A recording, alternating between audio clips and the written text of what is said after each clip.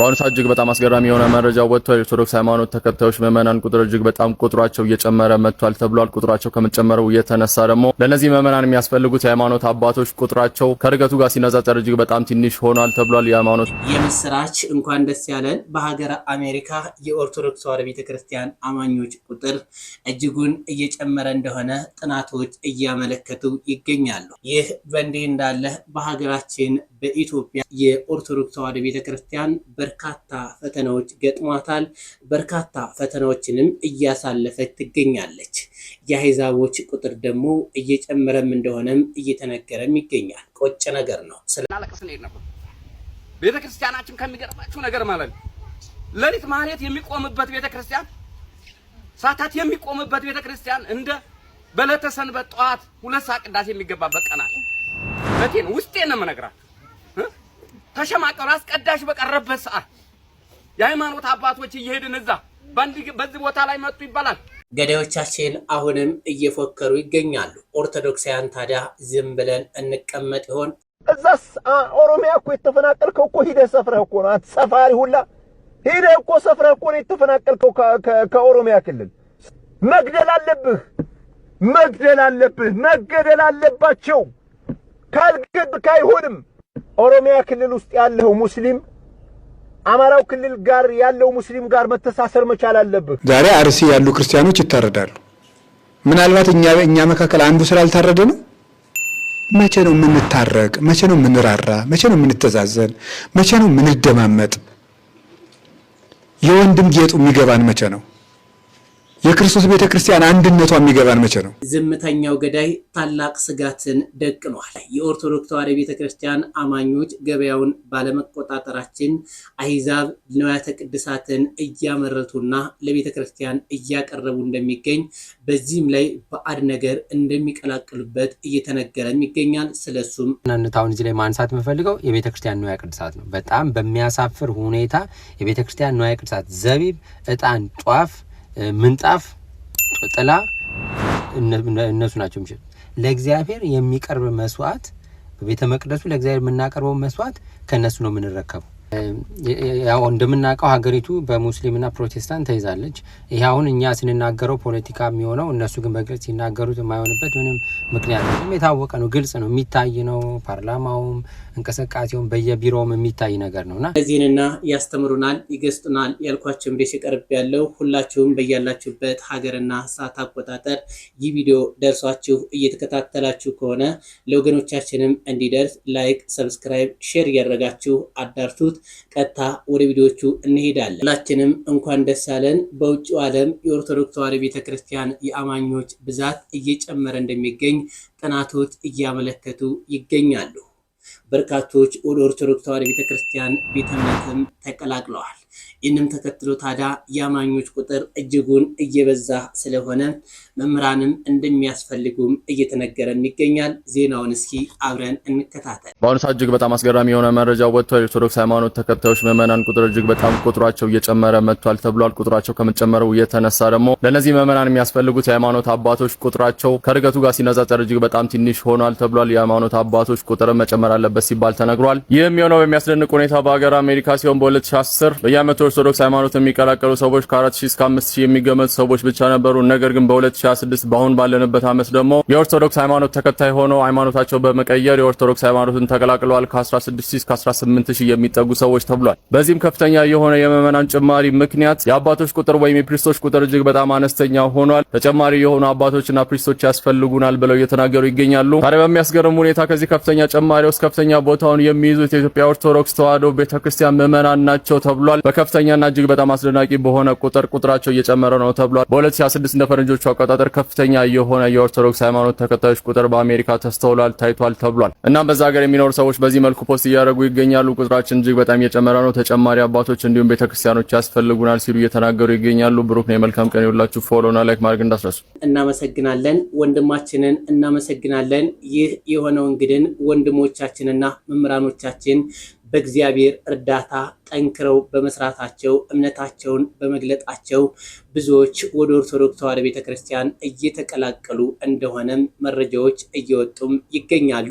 ከዚህ ቀደምም በርካታ ቪዲዮዎችን አጋርቻችሁም አውቃለሁ። ብዙ ቪዲዮዎችን እየተለቀቁ ይገኛሉ። በርካቶች እንግዲህ ወደ ኦርቶዶክስ ተዋሕዶ ቤተክርስቲያን እየተቀላቀሉ ይገኛሉ። ይህንም ተከትሎ ታዲያ አማኞች ልጆቻቸውን ወደ ቤተክርስቲያን ጠጋ በማድረግ በማስተማር የመምህራኑን ድርሻ እንድትወጡ የሁላችንም መልእክት ነው። How's it going? Today I wanted to talk about something kind of serious.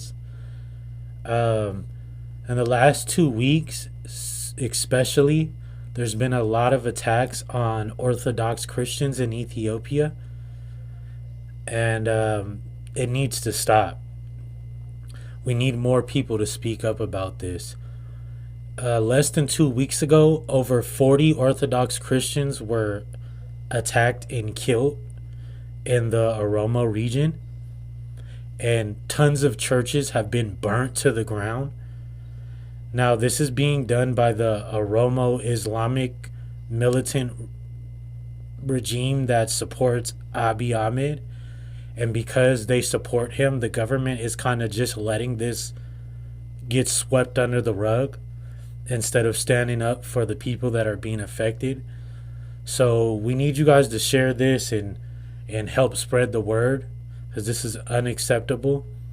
Now, prayers out to the families that have been affected, and prayers for all of Ethiopia. But please share this or take your time to, do some research on it. If you see somebody talking about it, give it a repost, because this is very serious and Orthodox Christians are being attacked. And these are our brothers and sisters.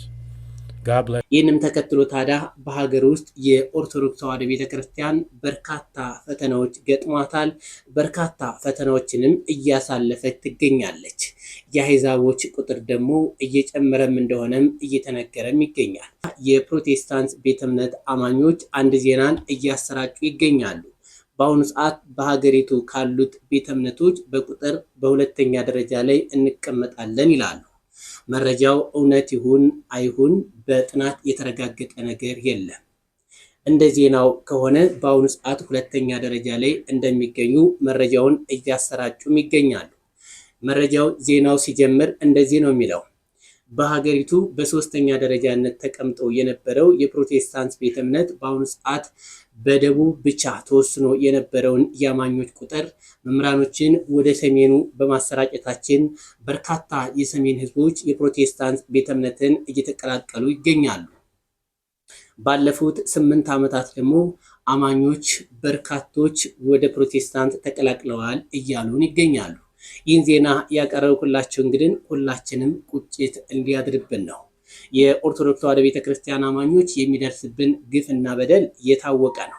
ነገር ግን መጠንቀቅ አለብን። አሁንም ማህበረ ቅዱሳን ከዚህ ቀደም ፕሮቴስታንቶች የዛሬ 20 ዓመት የዛሬ 30 ዓመት ምን ሊያደርጉ እንዳሰቡ ቁጭ አድርጎ ነግሮን ነበር። ስልጣን እንደሚቆጣጠሩ፣ ኢኮኖሚውን እንደሚቆጣጠሩ፣ ከዛ በኋላ በሀገሪቱ አንደኛ ደረጃ ቤተ እምነት ሆነው እንደሚወጡ ነግረውን ነበር። አሁንም ዜናቸው ላይ እንደሱ እንዳቀረቡት ከሆነም በሀገሪቱ ሁለተኛ ደረጃ ሆነናል። ከኦርቶዶክስ ተዋሕዶ ቤተክርስቲያን በትንሽ ርቀት ላይ ነው የምንገኘው።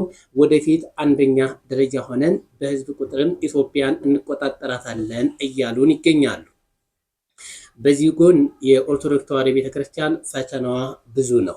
ገዳዮቻችንም እየፎከሩብን ይገኛሉ። እዛስ ኦሮሚያ እኮ የተፈናቀልከው እኮ ሂደህ ሰፍረህ እኮ ነው። ሰፋሪ ሁላ ሂደህ እኮ ሰፍረህ እኮ ነው የተፈናቀልከው ከኦሮሚያ ክልል። መግደል አለብህ፣ መገደል አለባቸው። ካልገድክ አይሆንም። ኦሮሚያ ክልል ውስጥ ያለው ሙስሊም አማራው ክልል ጋር ያለው ሙስሊም ጋር መተሳሰር መቻል አለብህ። አፋር ክልል ያለህ ሙስሊም፣ ኦሮሚያ ክልል ያለህ ሙስሊም፣ ድሬዳዋ፣ ሐረር፣ ወሎ ላይ ያለህ ሙስሊም በአጠቃላይ የትኛውም አካባቢ ይሁን ጨርግድለት አንገቱን ልትነሳ ይገባል። ቤተክርስቲያኑን ታቦቱን ልታጋይለት ይገባል። የታባቱንስ ንብረቱን ልታወድምለት ይገባል። በቦምብ ልጨርስለት ይገባል። የሚያሳዝን ነገር ነው እየተሰራብን ያለው ማለት ነው። ወንድሞቼ በጣም የሚያስለቅሳል። የሀገራችንን ሁኔታ ስንመለከተው ሴቶቻችን ልጆቻችን በጫካ ሲኖሩ ሸኔ እየተፈራ ይሄን ያህል መከራችን ስንጨርስና ስናለቅስ ነው። ቤተክርስቲያናችን ከሚገርማችሁ ነገር ማለት ነው ለሊት ማህሌት የሚቆምበት ቤተክርስቲያን ሳታት የሚቆምበት ቤተክርስቲያን እንደ በለተ ሰንበት ጧት 2 ሰዓት ቅዳሴ የሚገባበት ቀናት ነቴ ነው ውስጤ ነው የምነግራት ተሸማቀሩ አስቀዳሽ በቀረበት ሰዓት የሃይማኖት አባቶች እየሄድን እዛ በዚህ ቦታ ላይ መጡ ይባላል እንዴ ሸኔውም እኛ ምንሻውም ሊለያ አልቻልንም በምን ምክንያት ልብሱ አንድ ነው እንዴ ምንም መለየት አይቻልም ልብሱ መከላከያ ነው የሚመስሉት አለባበሳቸው በማይታወቅ ግን ብዙ ሰዎች አተና ዛሬ ኢትዮጵያን የሚመሩ ብዙዎች ጅግኖቻችን ተኋላችን ተነጥለው ቀርተዋል በያለበሽ ያልተቀበረም አለ እውነት ተተነጋገርን ማለት የሞቱ ስንት ወንድሞቻችን ይሄን ታውቃለህ የሁሉ ህፃን በዱር ነው የሚያድረው በጫካ ነው የሚያድረው መጣ ሲባል ወንዱን ቁርስ ከሚበላው ጦም የሚያድርበት ጊዜ ይብሳል መንግስት እያለ መሪዎች እያሉ ጾታችንን ስንጮህ እየሰሙ ብዙ ብሶት አለብን ግማሹ በብርድ በሽታ አልቋል ግማሹ አሁን ወገቤን ይላል ግማሹ ግን ነፍስ መውጣት ብቻ ነው የቀረው እንጂ ነፍሳችን ለለት የሚጎርሰውም የለ ዛሬ የመጣው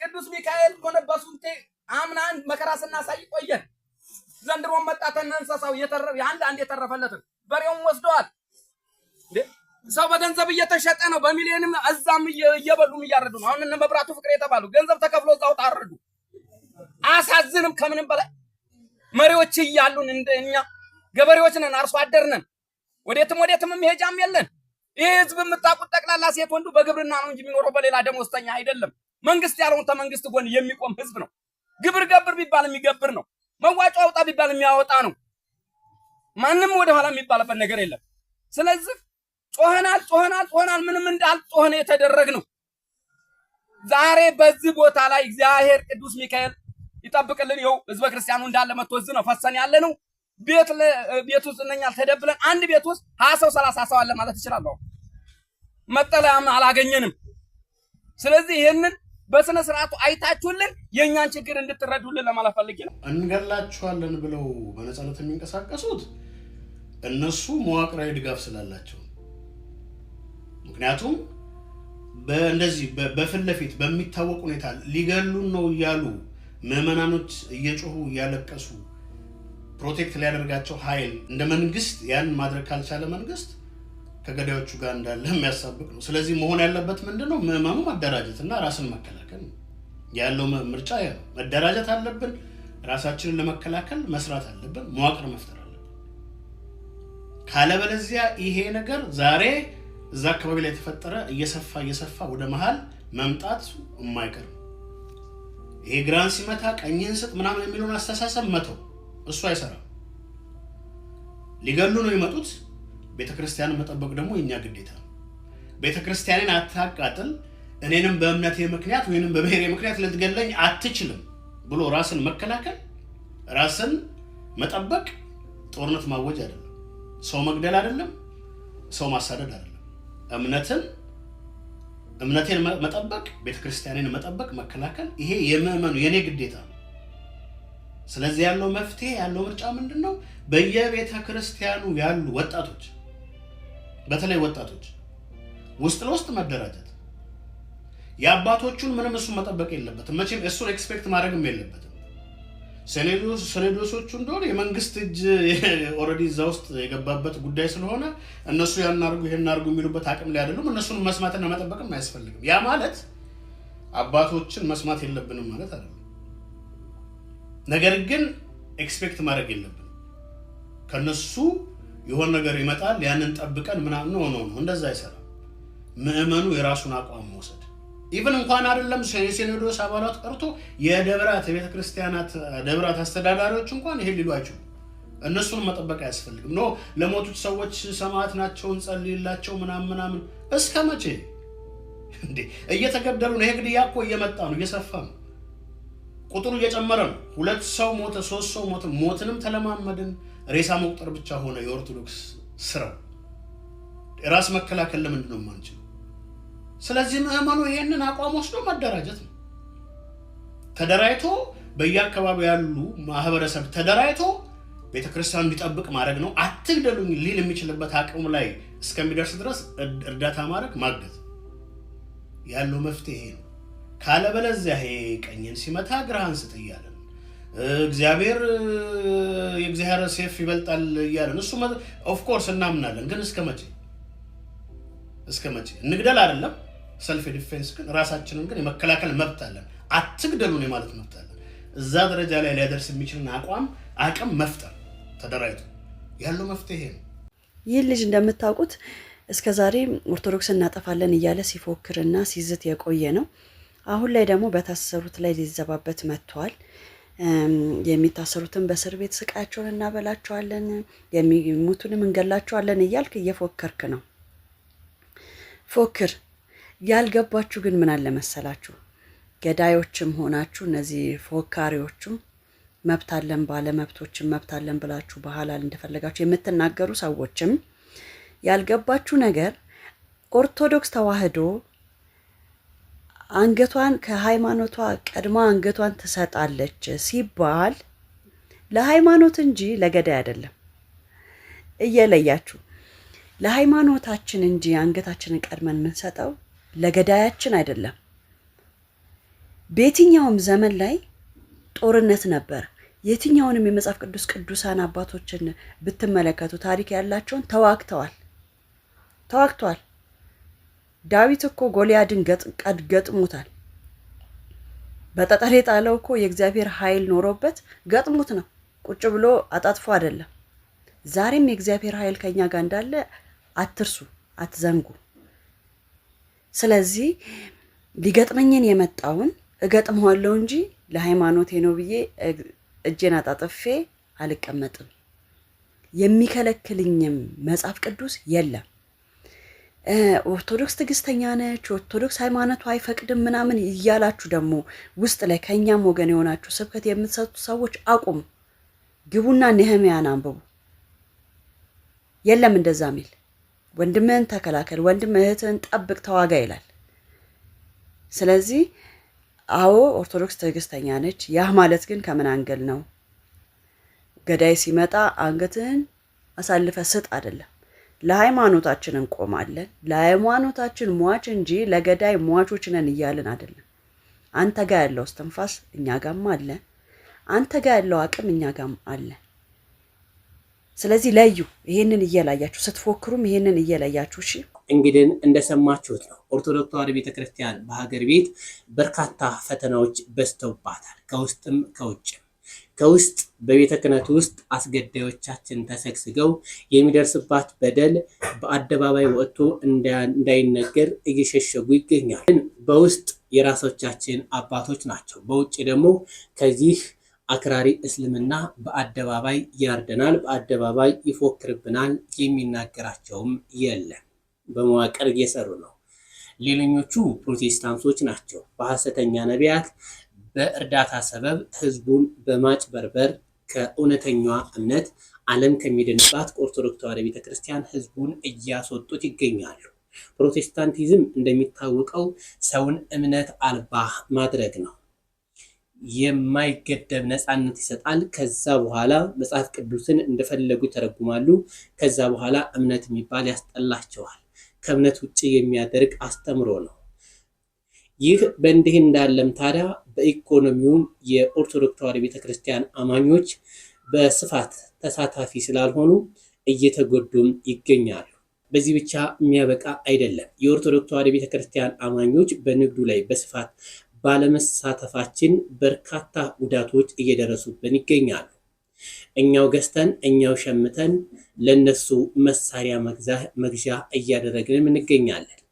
ይህ ጉዳት በዚህ ብቻ አላበቃም።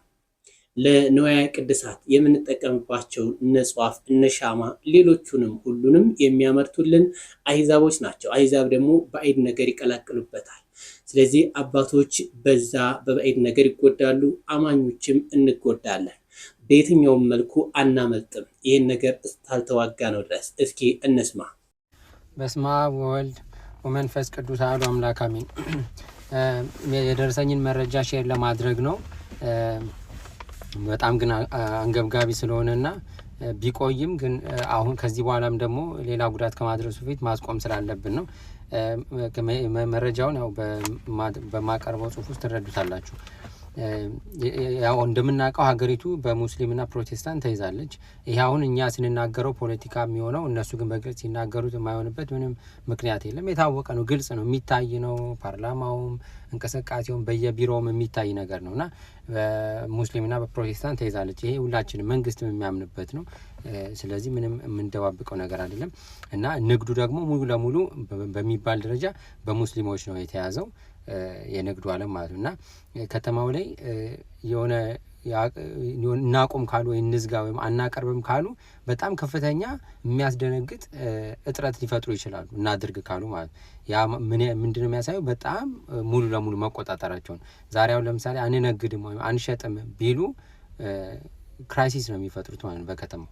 ይሄ የሚያሳየው በጣም በሙሉ ለሙሉ በሚባል ደረጃ የንግዱን ዓለም መቆጣጠራቸውን የሚያሳይ ነው ማለት ነው እና የከተማው ላይ የአቅርቦት እጥረት ንፍጠር ካሉ ለመፍጠር 30 ደቂቃ ይፈጅባቸው በቃ እንዝጋው ብለው ከተነጋገሩ ያደርጉታል። እወቁት፣ ግልጽ ይውጣ፣ በቃ ሁሉ ነገር ይውጣ። የምንደባብቀው ነገር አይደለም። ሌላው በዋናነት አሁን እዚህ ላይ ማንሳት የምፈልገው የቤተ ክርስቲያን ንዋየ ቅድሳት ነው። በጣም በሚያሳፍር ሁኔታ የቤተ ክርስቲያን ንዋየ ቅድሳት ዘቢብ፣ እጣን፣ ጧፍ፣ ምንጣፍ፣ ጥላ እነሱ ናቸው የሚሸጡት። ለእግዚአብሔር የሚቀርብ መስዋዕት በቤተ መቅደሱ ለእግዚአብሔር የምናቀርበው መስዋዕት ከነሱ ነው የምንረከበው። እዛ ውስጥ በቀጥታም በተዘዋዋሪም እጃቸው አለበት።